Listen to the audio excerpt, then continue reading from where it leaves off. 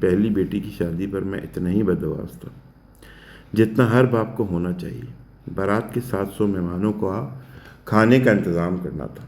جان ایلیا نے مشورہ دیا، جانی رئیس بھائی سے پوچھ، ان کے قبضے میں جنات ہیں۔ رئیس امروی فقر سخن میں مہو تھے، سر اٹھا کے بولے، پگڑی والا سب کر دے گا، لالو کھیت سپر مارکیٹ کے پیچھے ملے گا۔ اور پھر بحر خیال میں غوطہ زن۔ بڑی حیرانی ہوئی جب پوچھنے پر راہ چلتے پہلے ہی شخص نے ان تک پہنچا دیا۔ بان کی چارپائی گلی میں ڈالے آتے جاتے نئے باورچیوں کو ڈانٹ رہے تھے۔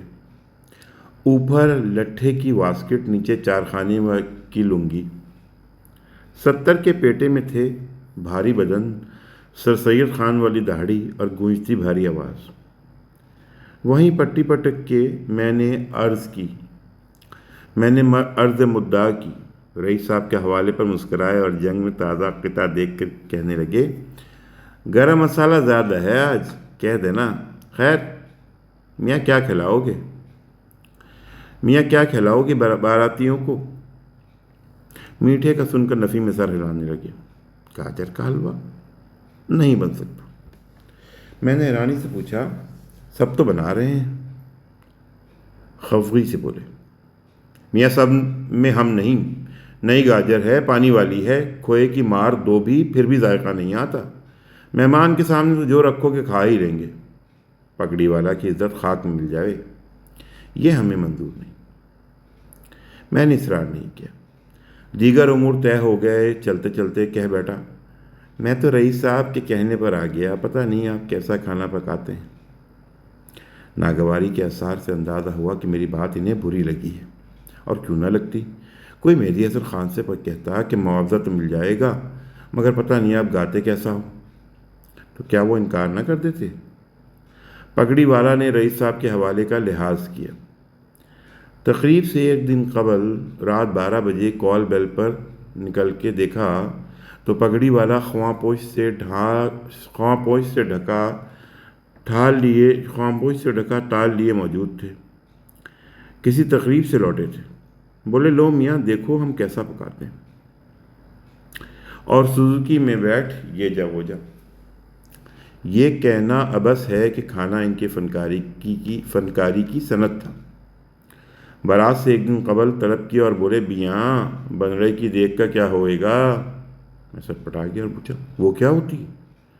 وہ ہنسے اور بولے، میاں دلہن کے ساتھ بھی تو کھانا جائے گا۔ خیر کر لیں گے ہم۔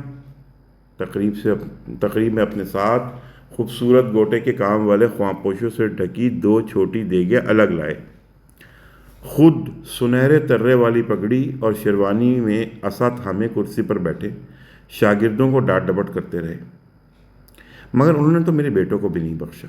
جہاں کسی کو فارغ دیکھا ڈانٹ لگاتے، میاں مہمان ہو، آپ کی بہن کی بارات ہے، میزبان ہو تم، خیال رکھو مہمانوں کا، کسی میز پر کچھ کم نہ ہو جائے۔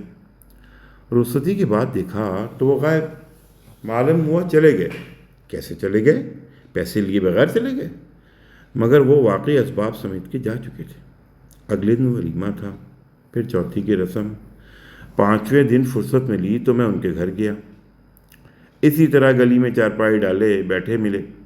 میں نے گلہ کیا کہ سارا کام تو آپ نے بہت اچھا کیا، خرابی آخر میں کی، پیسے لیے بغیر چلے آئے۔ وہ مسکرائے بولے، میاں لڑکی والوں سے پیسے آج تک نہیں مانگے ہم نے، اللہ جانے ان پر کیسا وقت ہو۔ بیٹی کی شادی آسان نہیں ہوتی، نصیب کا ہوگا تو خود ہی دے جائیں گے، جیسے تم آ گئے خود دینے کے لیے، ورنہ ہم کبھی مرتے دم تک نہ آتے۔ میں دم بخود پگڑی والا کو، اس باورچی کو دیکھتا رہا جس کا ترہ دستار اس کی ناقابل یقین وزاداری، فراغ دلی اور توکل نے میری نظر میں ماؤنٹ ایوریسٹ سے بھی مجھے اونچا کر دیا تھا۔ یہ 20,000 کی رقم تھی۔